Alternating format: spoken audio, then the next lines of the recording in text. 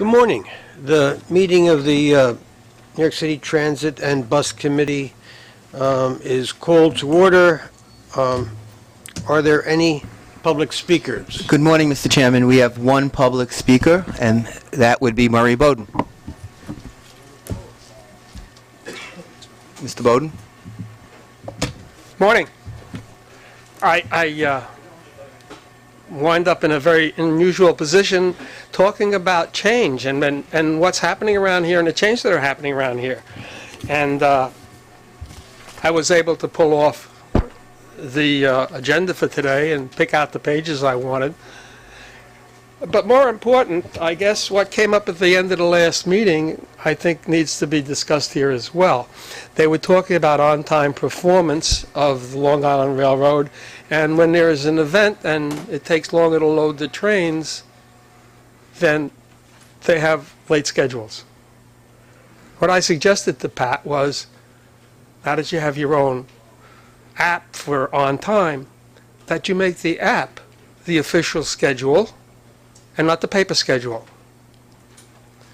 Everything you're doing here is about flexibility, about doing things in a new way in the information age. There's no reason when there is an event at the Barclays Center that the train time shouldn't be changed because people take longer to load the trains. Right, Chuck?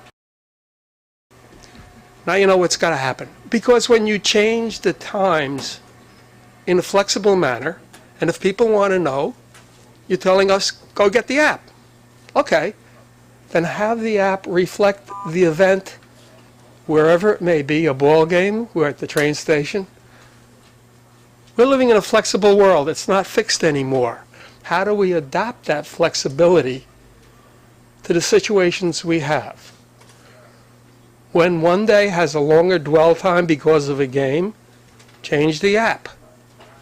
Your on-time performance improves enormously. And, as somebody in the last meeting said, you're telling the public the truth. The public will deal very well with the truth if you don't lie to us.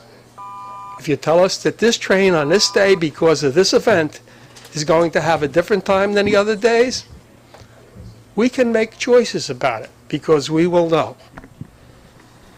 Everything I've seen about here lately, I get a chance to say, leadership starts right there with the guy with the pen on his chin. He's an excellent leader. He's setting the motion. He's writing a new playbook, as is the New York State Thruway and the Tappan Zee Bridge. What's happening in transit is the next generation. What's happening with the Tappan Zee Bridge is the next generation. These are two organizations that are leading the way for the future. I've stood up here many times and said, why don't we change this, why don't we change that? Well, we don't change it because New York City still has red fire engines instead of yellow or white. Mr. Bowden, please sum up. I told them that I was going to continue till I was finished. I just want to thank you for the opportunity to come here and tell you all the MTA is changing for the better as quickly as possible. I recognize it. And for those who are adapting to the flexibility of the new generation, thank you. Thank you. I believe there is another public speaker, Enrique Colon, South Bronx Community Congress.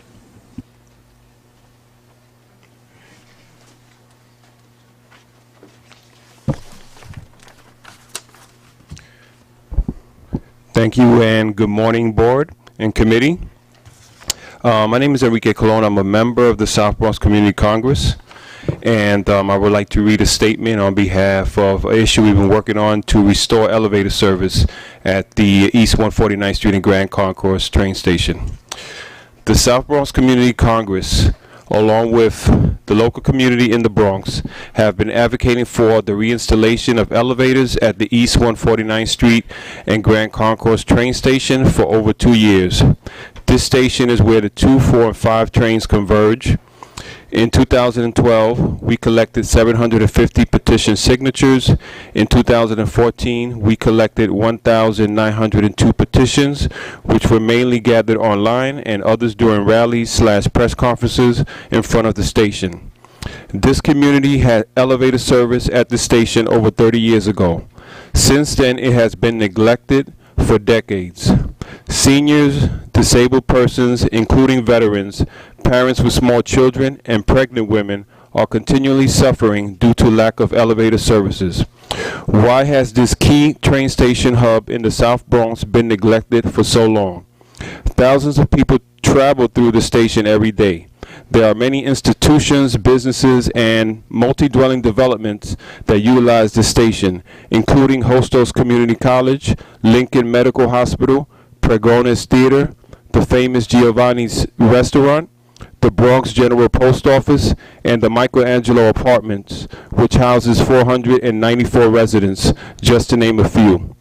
The community is demanding that the MTA prioritizes the elevators needed at the East 149th Street and Grand Concourse train station in their next 5-year capital budget plan and includes it in this round or the next round of the 100 key stations that are being made ADA accessible.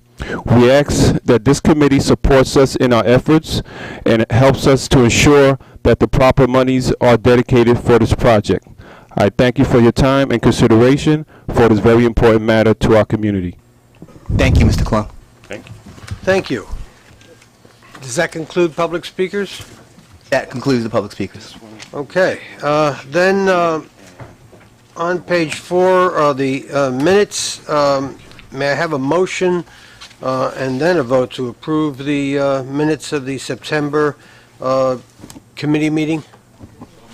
Second. Any changes or alterations? All in favor?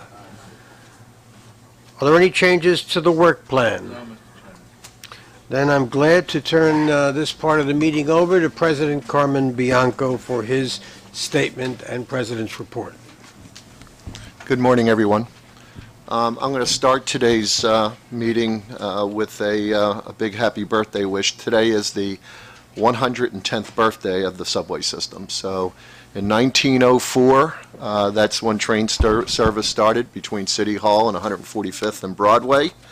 And here we are 110 years later today, and we have this amazing system that we all have the ability to share and to that truly gets around millions of people throughout the city of New York. So today is a big day in that regard. I'd also like to talk about one other milestone, and that is on September the 23rd, we achieved, we actually hit another milestone, and that milestone was over 6.1 million people on the subway system that day. And there were 4 other days in the month of September where we exceeded 6 million customers on the subway. So the question that I had for my staff is to really try to understand the experience on both of those days. What was it like on the system? First of all, do we know why? And there were a couple things significant that day, but one was the UN was in session, so that may have been a reason. The other reason I understand is that PATH had some service delivery issues on that day. But as we looked at the facts for the day, there was nothing that we could truly understand about our system, except that this is the progression of the ridership we're seeing on the system. We are now seeing the ridership grow, and what was also interesting is that there were no unusual events that day as a result of carrying that many people.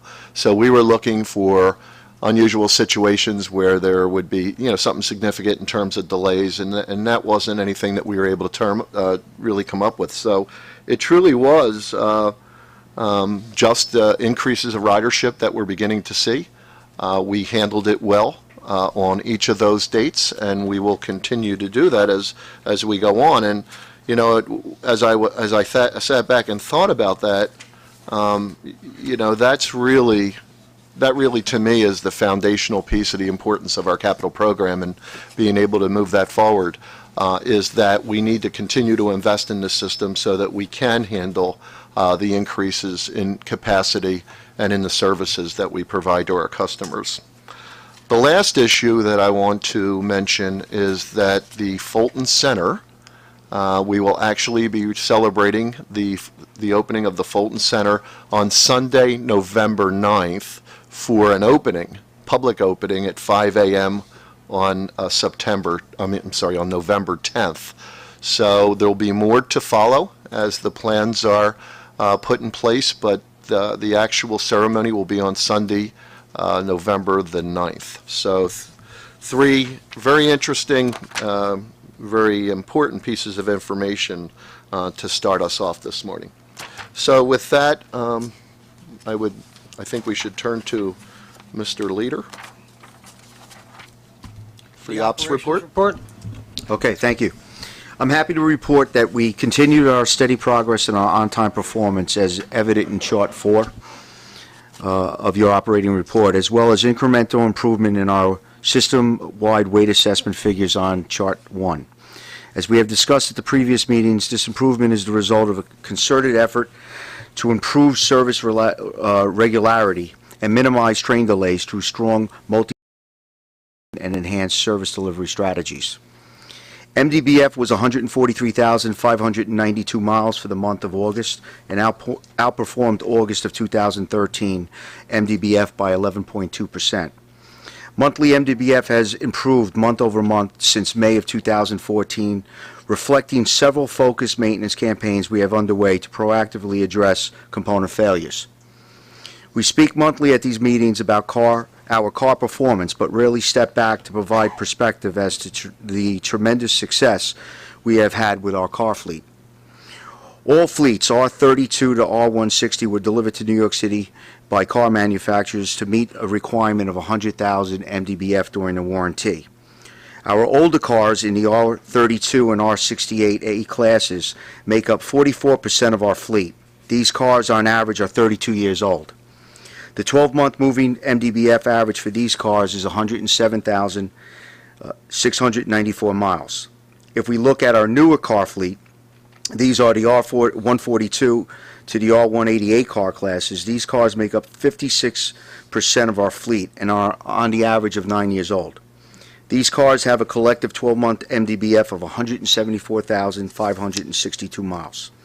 I would like to also point out that our R188 cars have a contract requirement of maintaining an MDBF of 150,000 miles, and that's the first car class that we did that to.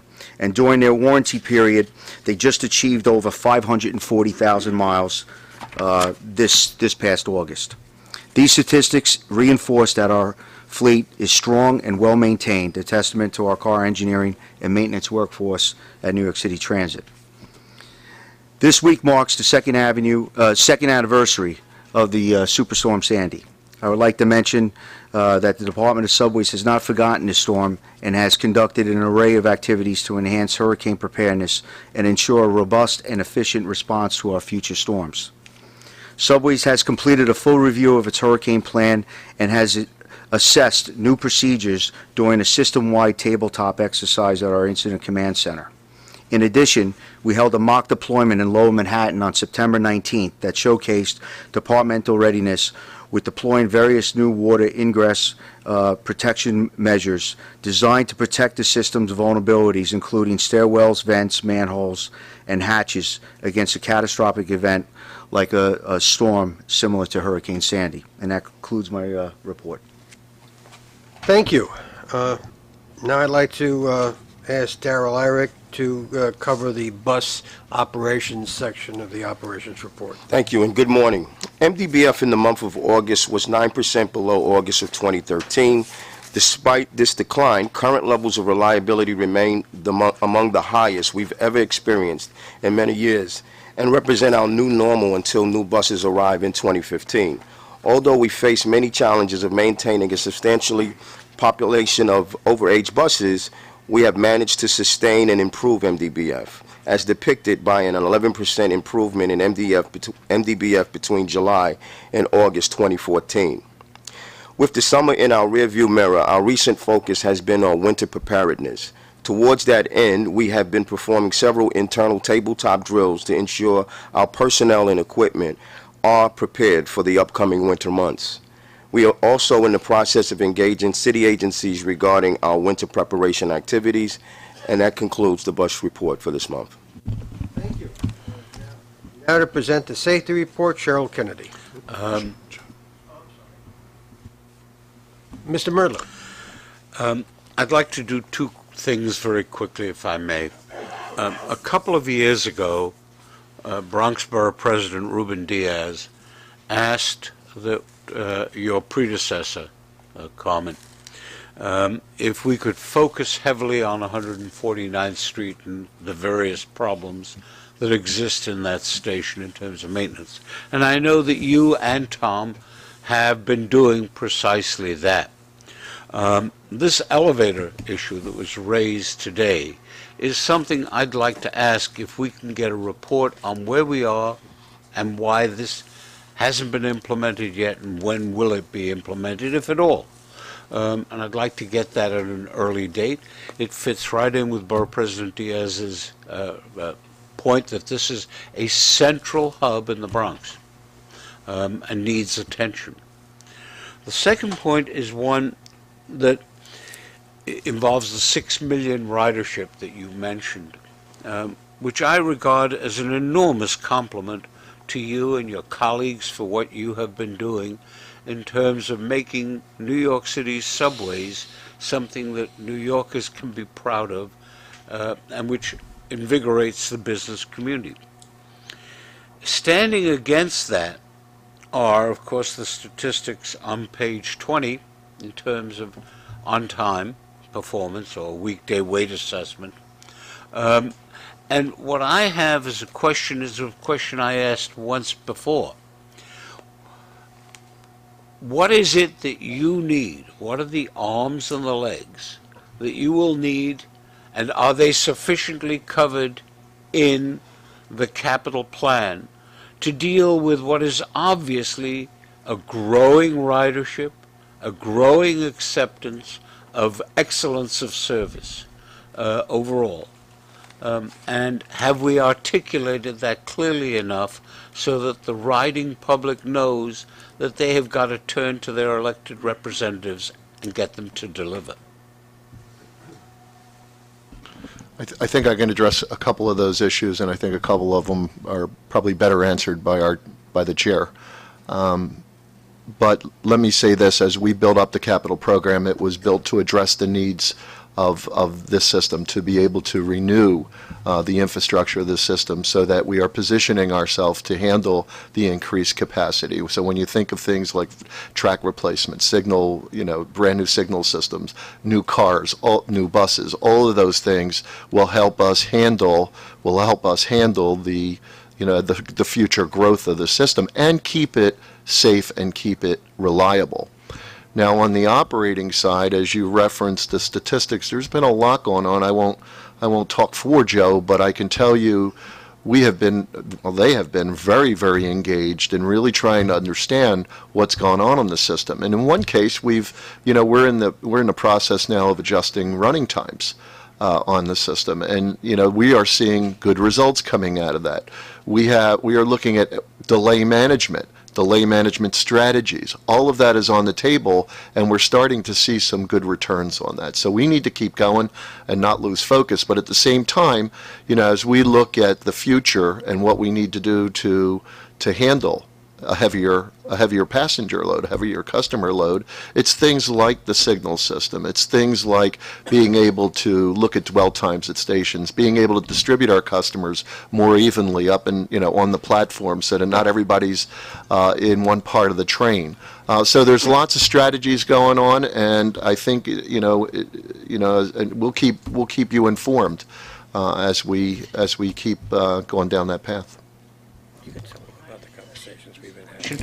In the course of that planning, I assume that Peter or somebody is also looking at demographic changes in terms of areas that may need more service, may need a new station, may Well, need... as we always say, that's certainly first and foremost, that we look at, the city and how the city's changing and where we see new developments. And so, yeah, of course, we're doing that. Let me also go back to 149th Street Grand Concourse. The elevator that was talked about in the public comments and the issue that you raised is one that we are actively looking at as we speak. So we are going to move down the path on that one. As always, I thank you. But keep in mind that right now we're focused on, our focus right now is on the 100 key stations. By 2020, we have agreed that we will have 100 key stations on our system. Right now, I can be off by maybe one, but I think it's 82 today. And the plan is that we will achieve that milestone at the end of 2020. And we're already looking at the next phase, if you will. Where do we take it from there? So, Mr. Greenberg. Yes. I want to congratulate you on the increase, the improvement in weight assessment in an environment which is extremely challenging. I've noticed that one of the highest level of delays is overcrowding. And this is more of a comment than anything else. It's the 110th anniversary of the subway, yet we use a signal system which is basically was cutting edge 110 years ago. Basically, that's the signal system we have on most of the system.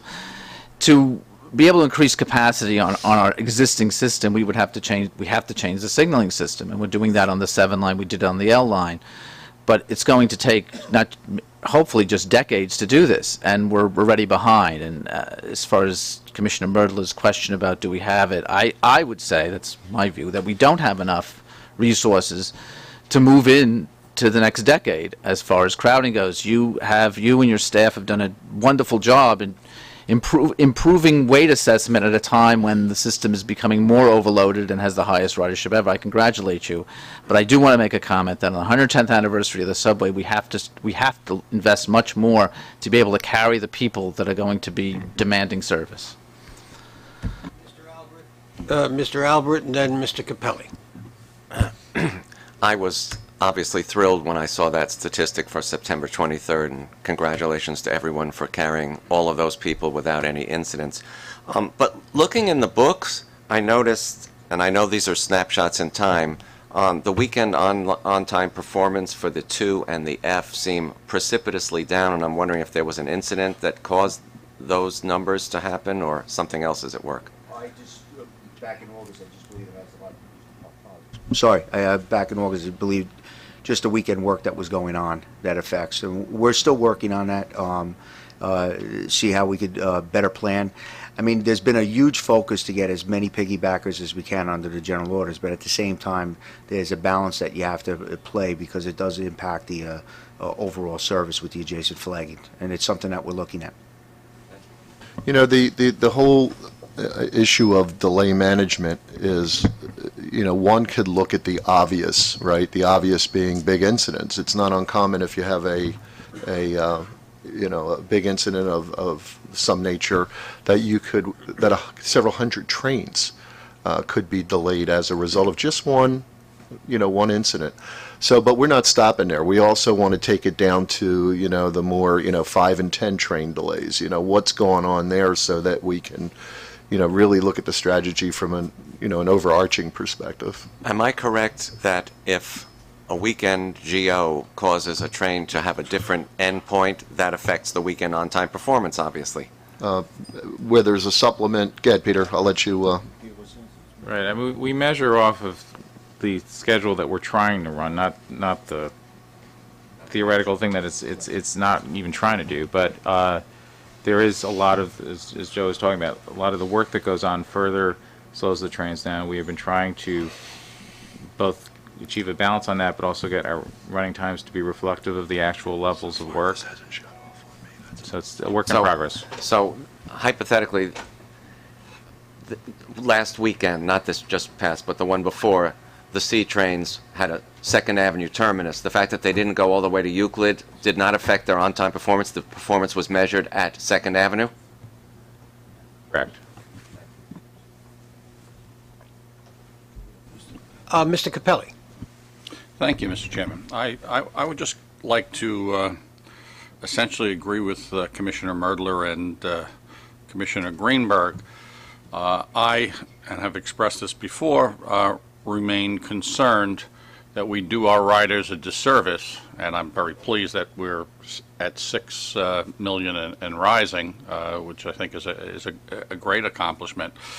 But in terms of, the discussion about the capital needs of what is essentially a billion-dollar enterprise that we have here, by suggesting that amounts that we're requesting are enough. Okay, they're not enough to be able to meet the growing needs of this region. The signal systems being replaced, over decades is not enough for the growing population in New York. Emerging neighborhoods need to be served better. Left out neighborhoods need to be served better. And quite frankly, instead of when you have the Citizens Budget Commission, you have various rider advocacy groups and whatnot that will point out these inadequacies, but without the MTA itself saying, hey, City of New York, State of New York, federal government, this is the dilemma. This discussion should not be where are we going to get the other $15 billion to fund the meager proposal that we put out there. It should be what is it that we really need. What is the funding mechanisms that need to take place in order to meet that need? Because we have tremendous needs that, quite frankly, our present plans don't begin to address. Thank you, Mr. Capelli. Anyone else? Now we'll have the safety report. Oh, I'm sorry. Thank you. There's no real exact spot. I could come now, I could come later, but just briefly to follow up on what the minutes in a truncated fashion refer to the last time with respect to the bus routes. May I continue now or later? All right, it'll be quick. So the minutes correctly point out that I raised the issue of seeker with respect to the change in bus routes on 106, 116th Street. But what the minutes don't point out is not just the applicability of seeker, it's how it was handled. It's how whether we were consulted properly, and whether by following it up, whether the Department of Transportation properly undertook seeker with respect to the change in the bus routes. That I want to point out for the record that I would like to thank Council Finkelman for following up with a brief answer. I had a number of follow-up questions which he acknowledged that he'll get back to me on, and there's no particular rush that have been done prior to today or prior to Wednesday even, but that's not going to go away. And I just want to point out, since it was pointed out in the minutes, that we had a dialogue and we're going to have a continuing dialogue. But it's not just the applicability of seeker. Seeker applies. It's a state law requirement. It's was it done properly and were we included properly, and were the people who live on 106 and 116th Street and our users, which are many of them, treated properly. That's it. That wasn't rhetorical? I don't know. It was brief. So I want to point out that it was that activity had occurred since it was pointed out in the minutes, and I want to make sure that Daryl is kept abreast of it, and we want to make sure it doesn't just fall between cracks. I realize that there are many, many, frankly, more important issues given what has just been discussed, but if you can make sure you stay on top of it too, I'd appreciate it. Question mark.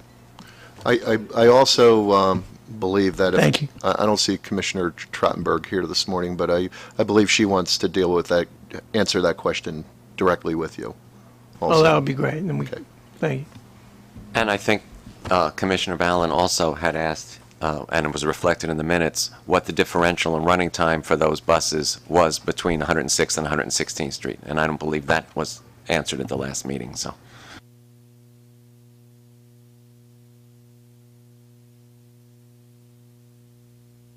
Was that the impetus of this change was mainly a safety-related issue and not a running time issue, but we can speak offline on the details that I don't have with me today.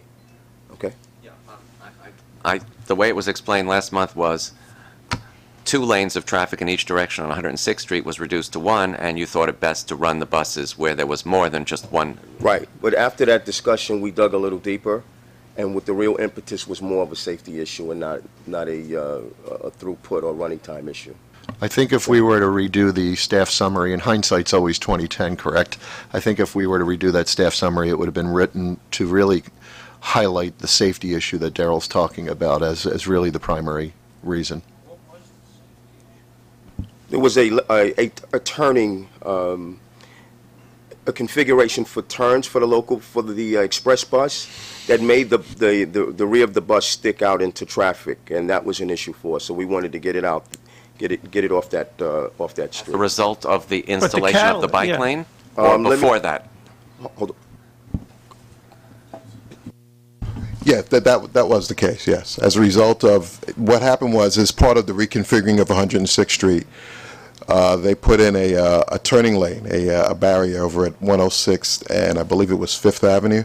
I'm not sure of the cross street. It was Lexington Avenue, I'm sorry. And as a result of that, it was a 40-foot turn lane. Our express buses are 45 feet, which would lead to the rear of the bus potentially sticking out into a lane of moving traffic, which is a safety issue, and we wanted to move on that. Okay, I hear you, and I think this best be done offline so we can really have the people who know some of the facts and have a give and take. But, to conclude, this is exactly why, one of the reasons why we have the State Environmental Quality Review Act, commonly called SECRA. We, as I understand it, I am not an environmental lawyer, but I deal with this a bit. We are a governmental agency that was affected by the sole determination of the city's Department of Transportation. We should have been notified in advance, exactly because safety, which I keep hearing is our number one concern, but apparently it wasn't on this instance, was affected. That seems to have been a significant issue. The term of art is different under the requirements of SECRA. I again want to hear how they complied with SECRA, whether we think that was appropriate, so that's an expansion of the request. We can do it offline, but it seems to me that we should have been informed. And I also just throw out that possibly the city council member from that area possibly should be involved in this discussion, or areas. I don't know where the district lines are up there. If I can just jump in, I think this would be better served if we had the commissioner with us for this discussion. That would round it out. I do believe that there may have been there are some communications issues in this particular incident that could have gone better. But I have to say that, we have, untold numbers of interactions with city DOT on a regular basis that, again, as we mentioned last month, the level of communication between our two organizations is probably the best that I've seen since I've been on the job. So, all right, but Carmen, so this as one a bus dropped, issue, but we owe you an answer. And well, wait. Let's just, okay. First of all, I do respect the commissioner, but we're asking for her not in her capacity as a board member here, but in her capacity is a bit of an issue with that. But also I want to point out with the whole notion of taking a hard look, which as council will know is required under SECRA before they take an action, does not mean they take the hard look now after they've already implemented the steps which had serious safety concerns which forced us to reroute major bus routes, but it's supposed to be before the determination of being a neg deck has occurred. So it seems to me there are very serious issues with respect to whether DOT complied with state law in this fashion. And the fact that you have a great relationship is wonderful. I applaud that, but that has nothing to do with the way where it's been conceded there was no information exchanged prior to the implementation of the bus route. Because that's directly conflicts with what you just said. But I would prefer to move on. I'm happy not to. Mr. Chairman, let me just add a footnote. It is my understanding, in fairness to Commissioner Trottenberg, that the decisions in this area were made not on her watch, but prior to her watch. And if that is correct, I think fairness ought to reflect that. Okay. Well, I Ms. don't view this as an ad hominem situation, and whoever was chair or rather commissioner of DOT, leave the name blank. I just want to find out if the law was followed, if not, what they're going to do about it, and we can't have these lectures about how safety comes first, and then every time safety doesn't come first, we just poo-poo it or ignore it. It's either comes first or it doesn't come first. I just spent the last 2 hours here in my third straight hour hearing how safety comes first. So I look forward to doing this. We can do it offline. There's a side of me, since my background has always been one of being a professional safety officer, and I look at myself, Commissioner, as the Chief Safety Officer of New York City Transit. I think that buck stops with me. And I can tell you, I'm pretty darn clear with my leadership team and the employees here that all the 48,000 members of the team, that safety is our number one priority, and we're not going to do anything to ever compromise that or put anybody in harm's way. So while we may not always be able to achieve the line that you're asking us for in this immediate case, I can assure you that that is the top priority at New York City Transit, and that we work hard every day on making sure that doesn't. Well, that to never support moves. you, I applaud you for changing the bus route to react and solve a safety concern and prevent a problem, but that goes to the operations because they already put in the bus lanes. You reacted even more responsibly than you're saying, all of you. My question now that it's done is, was the law followed? And everything that was just explained makes me ask the question again, because I don't follow the answer. But I again think that given the nature of the time and the seriousness of this, as opposed to the many other things you have to do, that we do this offline. But I do appreciate the fact that you took the steps to preserve safety, but how the city was able to just move forward in the face of a safety concern without talking to us in advance, and then by saying that there was no effect on us, just seems to be very inconsistent, and I just like the questions answered. Hopefully they can answer them. Hopefully they took a hard look. Hopefully they can substantiate that and move on. Of course, the other factor of this is we want to make sure it doesn't happen again. And driving around the city, which is very difficult, you can't help but notice the proliferation of bicycle lanes throughout the borough of Manhattan. And I just hope that they're following the law, not appropriately, the SECRA requirements and the environmental laws, and that they're not affecting too many of our customers in an adverse way or creating safety hazards. That's my only concern. Okay. Ms. Kennedy, the coast is clear. Okay. Safety results were as follows. Subway customer accidents had a slight increase, but subway customer injuries and employee lost time injuries continued to show decreases month versus month. Subway fires increased on a monthly and 12-month basis. Tie and debris fires on the right-of-way drove the increase of fires in August. Tie fires were brought about by a very dry August that contrasted to record rainfalls experienced in August 2013. There is a program currently underway to use fire retardant spray to address tie fires. In an effort to combat debris fires, track cleaning in stations had been extended to the interlocking switch areas where debris accumulates. Additionally, we are proposing the purchase of 3 vacuum trains, which you will hear about during our procurement discussion. All of the fires experienced were low or average in severity. Bus collisions and bus collision injuries were down on a monthly basis. Bus customer accidents were up, but resultant injuries were down monthly. Thank you. Thank you. Now, Chief Coogan will give us the crime report. When we get to the procurement section, these vacuum trains, I think Steve's going to address an issue that just came up within the last 3 hours. So we'll deal with that in the procurement section. There's a question on the safety report. Yeah, I have one question. Do you have any statistics that you maintain that show where the debris accumulates predominantly? Is there a pattern? We do keep statistics that have stations and lines, and there's not a whole lot of trends. And when there is, we send that to Department of Subways. But there are very few trends that we can identify for locations. Okay, thank you. Okay, if there are no other questions, we're ready for Chief Coogan's crime report. Okay, good morning. I am pleased to report that total major felony crime is down 15.2% within the transit system this year compared to the same period in 2013. These 287 fewer incidents included 32% year-to-date decline in robberies.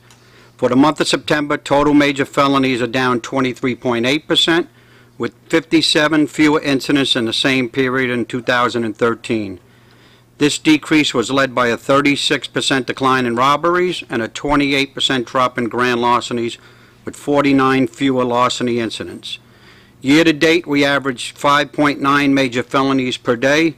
The number of major felonies is down from the 6.9 per day that occurred during the same period in 2013. Enforcement related to quality of life offenses remains strong. Year-to-date, panhandler arrests are up 174% over last year, with 408 more arrests. Enforcement related to illegal peddlers is also up, with 74 more arrests for the period versus last year, a 45% increase. While grand larcenies within transit are down substantially, there has been an uptick in the number of grand larcenies that are attributed to victims who were targeted while they were sleeping. Currently, thefts from sleeping passengers account for 21% of all crime within transit. Ongoing operations to address this type of larceny have resulted in several noteworthy arrests. At 7:30 in the morning on October 18th, Lieutenant Kevin Callahan was monitoring our Gentech camera system when he noticed George Miller, a known grand larceny recidivist, behaving suspiciously. Acting on this, the lieutenant sent a team to the Times Square NRQ platform, where they witnessed Miller attempt to remove a cell phone from a sleeping passenger. Officer Frank Denoy of a Manhattan task force quickly arrested Miller and discovered he was in possession of 2 other cell phones that did not belong to him. Shortly thereafter, one of these phones began to ring as the owner's family attempted to reach out to him.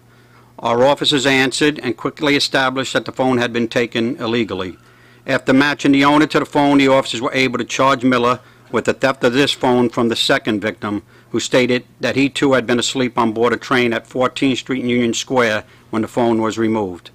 Miller has 32 prior arrests dating back to 1982 and was on parole at the time of this most recent arrest. He is currently in custody awaiting his next court date. Arrests of persistent offenders like this have an impact on reducing these types of crimes. However, we also want to emphasize to riders the importance of securing your personal property. Remaining alert and aware of your surroundings can reduce the opportunities for criminals like Miller. I thank Mr. Tom Prendergast, Carmen Bianco, Joe Leder, and the members of this board for your continued support, and I welcome any questions or suggestions that you may have. Mr. Capelli. Yes. Left out of the earlier discussion of the 6 million riders that we hit is the effect of new NYPD Transit Police, who have done so much to create a safe environment that make people feel comfortable to, in fact, go underground, which we can all remember was not the attitude some years ago. And so, again, I applaud Chief Fox and his troops for what they do for the 6 million riders and all of us who care so much about the system. I would ask, okay, with this particular recidivist and others that we come across, that we do everything we can to keep him out of our system. I was wondering if his parole officer has been contacted about that, and if we can do everything we can to make sure that this predator does not go down and come back into the system to prey upon our passengers. Yes, with all cases like this, we do, where they're on parole, contact their parole officers. A lot of these people have parole stipulations put on from prior arrests, but they can only enter the transit system during specific hours. You can't arrest them on most of those times if they are seen, but we again then reach out to the parole officer, and sometimes their parole is revoked. I would only add I would only add one footnote over and above the fact that I enthusiastically endorse Mr. Capelli's praise of what you and your colleagues and Chief Fox have done and are doing. Okay, thank you. And the footnote is, I'm not prepared personally to say that the authorities in the various prosecutor offices are giving these items the kind of attention they should. I am led to believe that District Attorney Vance has been looking at it. I'm hopeful that District Attorney Brown will look at it, but I don't know who else is doing that. And it's clear to me you can arrest them 5,000 times if they are dealt with in a helter-skelter fashion, just as the squeegee people were handled some years ago. You will have recidivism over and over again. The fault, in part, lies with the enforcement at both the judicial level and at the prosecutorial. And I don't think I'd like to let go of that comment, however often I have to repeat it. Well, this obviously is a felony arrest. Whenever we make arrests such as these, we reach right out to the district attorney's office. We give them the circumstances. We request high bail be set. Again, the DA's office pretty much will request high bail, but then it goes before the judge. Sometimes they do get high bail, sometimes they don't. Mr. Albert? Yeah, at last month's meeting, I asked for some recidivism figures, and we don't have them, obviously, for today. Are there ever increasing penalties if you get arrested for these kinds of crimes, at some point resulting in being banned from the system, or how does it work? Is it ever increasing fines, or just a jail term, or how does that work? Well, like I said, this is a felony, so it really wouldn't be a fine. It would be a jail. Yeah, some of them do go to, some offenders do go to jail. They do get prison sentences. But for grand larceny, most of the time would have to be more than, a few arrests before you would end up going to jail. And then, like I said, we do have, parole stipulations. We do have a list of parolees who are stipulated. Mm-hmm. They may, like I said, some of the stipulations may be where they're allowed to go to work, so they could take the train during the certain hours that they would be going to a job. And then again, if we do notice them on the system, we do contact the parole officer. If it's, like say, 3 in the morning and they're out there. And known offenders' descriptions are sent throughout the... We have pictures of them, we send them out. When we get somebody new that's been stipulated, we send it out to all our, offices and boroughs. Thanks. Mr. Kay? So that certainly is not a pressing issue, and after all these years, I can't believe I'm first noticing this now. And I noticed that we have a separate sheet for Staten Island Rapid Transit, and that's because it's the MTA Police Department, not NYPD. Not an indictment on anyone. It looks like the numbers are great, and everyone's holding down. I just beg the question is, why is there a distinction? Why hasn't the NYPD ever taken over Sertoa? I don't know. It's just food for thought more than anything. It's the first time I've noticed it after 10 years being here. It's probably historical. The Staten Island Railroad used to be a railroad as opposed to a transit regulated by the Federal Railway Administration. That's my guess as to the genesis of it. But we'll try to do better than a guess for you, because I don't think I know the answer either, why it's historically been that way. And it's not an indictment on anyone. Yeah. Is there anyone else? Well, thank you, Chief Coogan. And now I'll ask President Bianco to address finance reports. Thank you. Preliminary August 2014 New York City Transit fare box revenue was $344.5 million, $1.5 million or 0.4% above forecast. Year-to-date revenue was $2,763.1 million, 13.6 million above forecast, or 0.5%. Preliminary August 2014 operating expenses were below forecast by $16.8 million, or 3%. Labor expenses were less than forecast by $11.7 million, or 2.8%. Non-labor expenses underran by $5 million, or 3.5%. Year-to-date operating expenses were less than forecast by $89.2 million, or 1.8%. Preliminary ridership for August 2014, transit ridership totaled 193.1 million. That's 1.1% above forecast. Year-to-date ridership was 0.4 above forecast. August 2014 average weekday ridership results compared to August of 13 were as follows. Subway ridership was 5.3 million. That's an increase of 2.8%. Local bus ridership was 1.9 million. That's an increase of 0.4%. Express bus ridership was 40,000, an increase of 0.9%. And paratransit ridership was 28,000, a decrease of 4.8%. An early look at preliminary September 2014 financial results. Revenue was 13.6 million, 3.8% above forecast, and preliminary September 2014 operating expenses were essentially equal to forecast. Thank you. And now President Dyrick will make the MTA. Oh, I'm sorry, Mr. Kay. On the paratransit numbers, Commissioner Albert pointed out to me, I had just seen it myself. Can we, that's like, I think it's the first time I've noticed the decline. Maybe not, maybe it's been coming up to it or slowed down. Is that part, I guess I'm curious, there's a whole bunch of initiatives that would have driven that down, and I don't want to single one of them out, but there were probably three that I think would take people off the system. One was providing them the free fares onto the fixed system. The second was more cabs. And the third was the point-to-point system, which we talked about several years ago. Is there any one, first of all, are those three programs still working? Are they not working? And is there any one that sort of drives these numbers down? Because this is the first time I've really seen it more than one month in a row. So on the Metro card, we owe you a status on that, and we'll do that in forthcoming board meetings, committee meetings. But I would say that the last two, the latter two, are probably the drivers. I think Tom Charles is here. He could speak to that. But it was the last two, the more cabs and the point-to-point are the big drivers that have reduced demand. How has that point-to-point worked out? Because that's one that I know people were very concerned about. I mean, are we really taking that many riders off that? That's a... Tom? Yes. On the, we call that the feeder service, the intermodal trip planner. That has been very effective for us to control the conditional eligibility population. Prior to feeder service, all their requests were serviced door to door.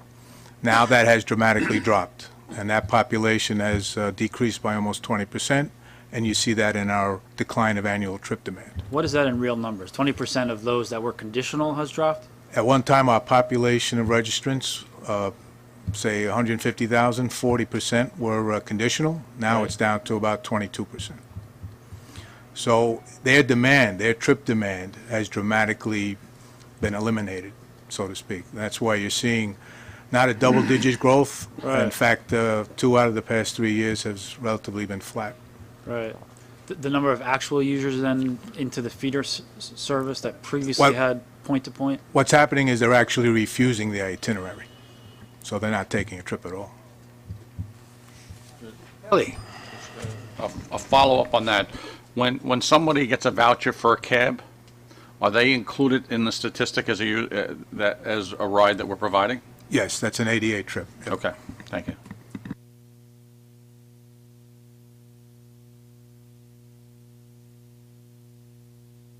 Finance report? Yes. August 2014 fare box revenues for MTA bus were 17.3 which is $500,000 or 3.2% over the forecast. August year-to-date fare box revenues were $133.9 million, which is $1.6 million or 1.2% more than the forecast. MTA bus August 2014 year-to-date expenses were $0.9 million or 0.2% lower than forecast. Labor expenses exceeded forecast by $400,000 or 0.1% due to largely an overtime overrun of $2.3 million resulting from vacancy and absentee coverage and fleet maintenance requirements, and payroll expense overruns of $0.2 million or $200,000. These overruns were partially offset by favorable timing of health and welfare expenses and fringe benefit expenses of $2.3 million. For ridership, preliminary August 2014 MTA bus ridership totaled 10 million, which is 3.8% over forecast. Relative to August 2013, average weekday local bus and express bus ridership increased by 3.3%, and average weekend local bus ridership increased by 2.4%. And this concludes the MTA bus finance and ridership reports. Thank you, Eddie. Mr. Murdler. One of the statistics that sort of jumps out at you, or at least to me, is the Staten Island Ferry statistics. It seems to me that this may indicate that there are more people living on Staten Island, traveling to and from Staten Island, and commuting from to and from. And my question is, to what extent are you providing additional service to deal with those folk? Peter, could you... Yeah, I think, Peter, why don't you talk about the, what we, and as a matter of fact, we brought this up to you, 3 or 4 months ago, Right. that we were going to be increasing service on the Staten Island side to meet every boat. So I'll let Peter get into the details. Right. Yeah, I think we need to obviously need to talk to the city to see if they know more about the ferry ridership. But in terms of where we certainly have seen increased ridership, and this is probably part of this, is that weekend evening where they added the service, and we've added the buses to meet that. So we certainly have seen an increase in local bus ridership in Staten Island, and we're continuing to monitor that and add service where we need to.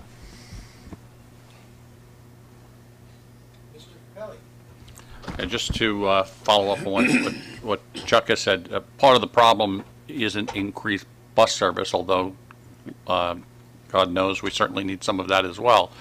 One of the problems is Staten Island has become so congested that there needs to be either rail or dedicated transportation like bus rapid transit that somehow did not make it into the capital plan, although the city made a commitment, although the city was pushing for it, and the MTA was telling everybody last year that it was going to happen. In fact, this year, you can be on a bus, but if you're just sitting going nowhere, it becomes a very unfriendly, transit unfriendly way to travel. One of the other ironies of the area that I talk about with the wheel coming in the outlet malls is there was a recent announcement that in addition to the wheel, Staten Island is going to get a virtual subway ride to Manhattan. So we don't get a real ride to Manhattan on New York City subway system. You can get on and pay money and get the virtual equivalent of a ride, which I think to many of us is pretty sad. Thank you. So anyone else? Then I'll ask Fred Smith to make the capital program report. Okay, good morning. Looking at capital results, commitments during August 2014 totaled $17 million. Most noteworthy is a track project, actually, to install about 4,000 feet of track along the N line, Sea Beach line in Brooklyn, and that is in support of and in conjunction with two major station projects that we expect to award by the end of the year. We'll be working on 9 stations on the Sea Beach line. Meanwhile, completions for the month of August totaled $225 million. Most significant project being a major signal modernization, and that was located at Church Avenue on the F line, including both levels, the main line above and the yard below were rehabilitated and modernized. Other work included mainline track and switch work, both on the elevated Jamaica line, and the work that we reported last month as part of the Greenpoint closure was completed. That concludes my report. Thank you. Are there any other questions or comments from the committee on the entirety of the operations report? If there are none, then we... Good morning. The procurement package, which presents New York City Transit and MTACC procurements, includes 12 actions totaling $88.5 million in expenditures. I had intended to highlight 2 actions this month and to request your approval to increase the scope of the purchase vacuum trains project in the 2010 to 2014 capital program from 2 to 3 vacuum trains. However, we received a protest regarding the vacuum train RFP this morning from an unsuccessful proposer. Therefore, we will not seek approval from the committee this morning for the award to New International Railways or for the change in scope from 2 to 3 vacuum trains. The protest will be addressed in accordance with our formal protest procedures. I will highlight only one item in this month's agenda with you. The item to be highlighted this morning is the award of a competitively negotiated all-agency 11-year purchase contract to Vicom Computer Services, Inc. in the estimated amount of $30,640,539 to design, furnish, install, and maintain Cisco data communications hardware and software for a network infrastructure upgrade that will provide New York City Transit with a fully redundant core data network. The existing core data network infrastructure was installed approximately 20 years ago, consists of over 1,200 network devices, and is considered end-of-life and no longer supported by product vendors.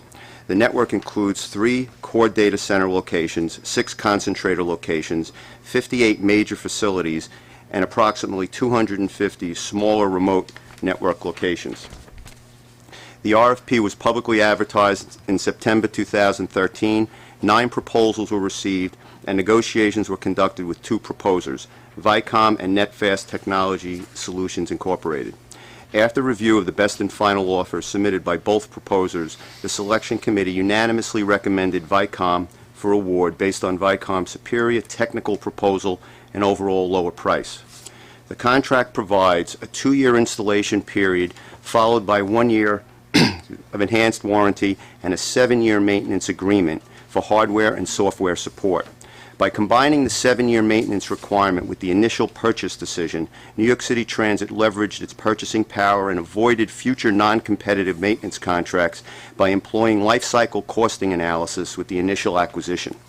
Procurement also strategically included the estimated network requirements of all MTA agencies over a 3-year period in this contract. This will provide all MTA agencies with access to very competitive volume discount pricing for certain network equipment and maintenance on that equipment. I ask for your approval of all actions in the agenda.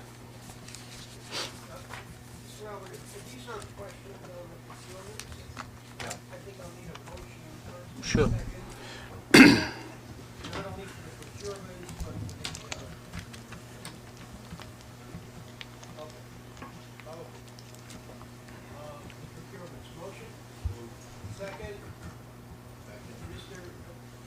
I have 2 questions. Steve? I have 2 questions, if I may. Would you explain to me what the modernization achieves in connection with the procurement with Sistra? Is this a non-driver cab, or what is this? Well, the sister, which one are we referring to right now? Page This is 124. Safety 124. certification. Yeah, this is safety. This is a consultant procurement. Okay. What is sought to be I'll take it. achieved? I'll take, let me take that one, Mr. Murler. This contract provides support to a process that we established when we first went to the new modernized communication-based train control. And what we established was an internal safety certification board, which has representatives from each of the various departments, mechanical, engineering. And this contract supports the certification process of a contractor's use of electronics in the signal equipment, unlike our older traditional trip-stop system. So they support that board in doing a more thorough review of the process that each of the contractors are required to provide, which is a self-certification of their product. Oh, I see. So, in effect, we will be double-checking to make Yes, sure that that is that's done correct. properly? Because of the safety vitality of the system. Second question is, what is the process when you have a protest like this? Well, we would, we distribute the protest and the information that was provided by the party to an independent protest hearing officer who has had nothing to do with the particular procurement, and they will independently review it, and then we will respond. And what is the usual time frame that the process takes? That can range, and it really depends on the actual protest that was submitted and the depth of questions. The reason I ask those questions is those vacuum trains are obviously needed. And to the extent you can do anything to expedite the process, that would be welcome. Certainly do that. Mr. Albert? We currently have 2 vacuum trains. Correct. From the time this order goes through to the time that the new trains are on the property is about how long? Well, at this particular point, it would probably be inappropriate for me to tell you because the award is actually being challenged by somebody.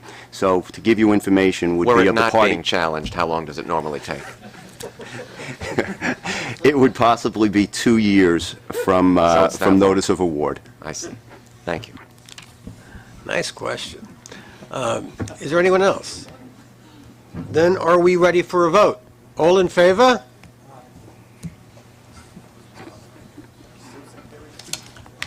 It's unanimous. For an MTA bus action item, back to Darrell Aaron. Okay, so we are seeking approval of a staff summary to commence the rulemaking process mandated under State Administrative Procedures Act to codify and publicize the rules and regulations governing the conduct and safety of the public at large with respect to the use of MTA bus company facilities and buses.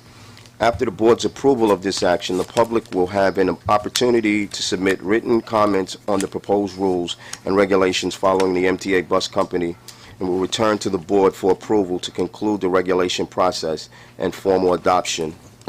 I ask for your approval of this action to proceed with the rulemaking process.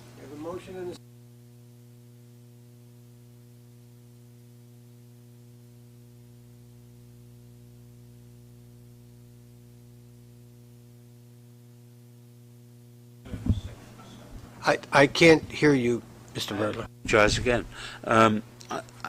The vague language in Section 7 gives me a little bit of pause, but the process will go on and we'll get it back later on.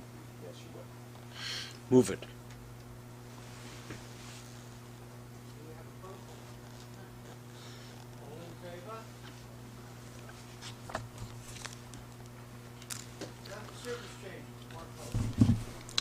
Good morning and thank you. Moving on to the service change section, we're informing the committee of a proposal to revise the travel path of the westbound Q112 route from Archer Avenue to Jamaica Avenue in Queens. The Q110 route provides local bus service between Jamaica and Ozone Park via Liberty Avenue and shares a very busy bus stop along the south side of Archer Avenue at the Jamaica Center subway station with the Q24, Q111, Q113, and Q114 limiteds. To alleviate congestion at this stop and to address safety-related concerns, we plan to revise the travel path of the westbound Q112 via Jamaica Avenue between Parsons and Guy Brewer Boulevards, where it would then turn right and resume its existing travel path upon crossing Archer Avenue. This will help reduce bus congestion on the eastbound Archer Avenue between Parsons and 160th Street at both the bus stop, and would also reduce travel times regarding dwell times at that bus stop. This change is cost neutral as travel time and distance will be relatively unchanged. This concludes the service change section of the agenda. Mr. Albert. I've been looking at this proposal, and maybe I'm stupid, but the map to me looks like the change is an eastbound, not a westbound change. And then further, the language says the travel path of the eastbound Q112 would continue to travel on westbound Archer Avenue. Okay, I'm confused. The Q112 travels between Jamaica and Ozone Park. That trip is a westbound trip. However, a portion of that westbound trip travels eastbound on Archer Avenue. So yeah, it is a little confusing at that junction. On the map here show eastbound, not westbound. Right. Yeah, I apologize for that, but it is on eastbound Archer Avenue, but it is a westbound directional trip. Okay. If you've gotten over your confusion, are we ready for special presentations? Carmen Bianco? Section 9 of this month's agenda begins with our regular status report on the MetroCard program. And also, please note that materials for the 2015 preliminary budgets for New York City Transit, Staten Island Railway, and MTA Bus were distributed previously. And that is the conclusion of the special reports. Are there any comments on this? If there are no questions, I'd like to ask Tony D'Amico for an update on capital construction key projects. Okay, thank you. Good morning. I'm sitting in for Michael Channel this week. As Carmen announced earlier in the meeting, the Fulton Center will officially open for customer service on Monday, November 10th at 5 o'clock a.m. On Sunday, November 9th, the MTA will host a press conference at the site. As you know, aside from the RDE connector, the Fulton Center building represents the final and crowning stage series of contracts at the Fulton Street Station complex. These Fulton capital projects were 91% funded by the federal government, consisting of $847 million of Lower Manhattan Recovery Funds and $423 million in American Recovery and Reinvestment Act funding, which is the FTA's largest stimulus recovery project in the nation. The remaining $130 million were funded locally by the MTA. When the Fulton Center opens on November 10th, we'll be fortunate to experience the benefits of a magnificent public space with a spectacular interior architectural presence. I will not be a spoiler by prematurely unveiling any photos of the inside. However, I do want to remind you, although it is the highlight and centerpiece of the complex, the Fulton Center represents only a portion of the overall improvements at the Fulton Street complex that have successfully taken place and put into service over the last few years. I will now quickly take you through these series of customer benefits on the 2-3, the AC, the JZ, the 4-5, and the R subway lines. For ease of presentation and orientation, I will go geographically from east to west. First, the 2-3 station rehab, completed and opened in November 2006. New entrances at 135 William and 150 William Streets opened in August 2011 and October 2013. Improvements to the AC mezzanine opened in August 2012. The JZ Rehab opened August 2012, and the new entrance at 129 Fulton Street opened December 2013. The new Fulton AC to 4-5 connection opened for service in June 2012. The Corbin Historical Building restoration and the new escalator to John Street completed in April 2013. The new 4-5 station southern entrances opened August 2007. The new 4-5 station rehab and the new Day Street Head House entrance opened October 2012. The Day Street Concourse and the R Station Underpass completed in November 2012. The reconstruction of the R Cortlandt Street Station, the northbound platform, opened November 2009.